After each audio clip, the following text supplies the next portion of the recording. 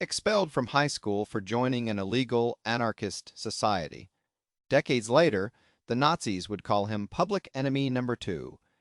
Karel Čapek spent his life defying expectations. Born 9 January 1890 in Malé Spato, Ehavice, Bohemia, then part of Austria-Hungary. His father was a factory doctor and co-founded a local museum. His mother collected folklore and suffered from depression. Čapek earned a PhD in philosophy from Charles University in 1915 and studied also in Berlin and Paris.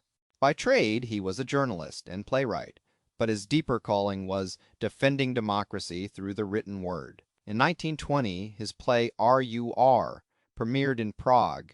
It featured artificial workers called robots, a word his brother Joseph coined from the Czech robota, meaning forced labor.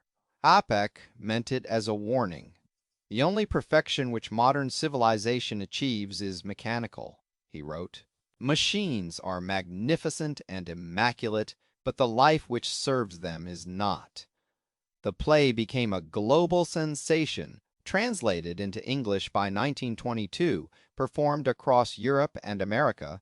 R.U.R. introduced robot to the world's languages, but Čapek insisted these were not machines to celebrate. Robots are not people. They are mechanically more perfect than we are.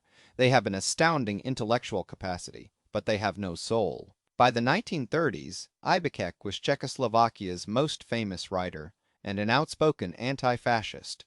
He wrote War with the Newts, a satire of rising totalitarianism.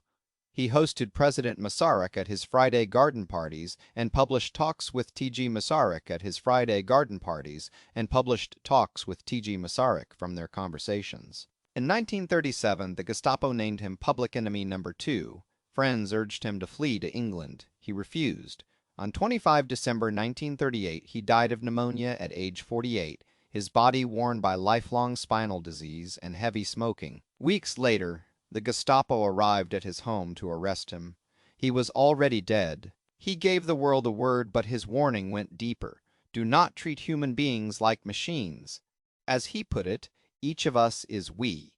Karel Čapek, a gentle intellectual who stood between two totalitarianisms and would not yield.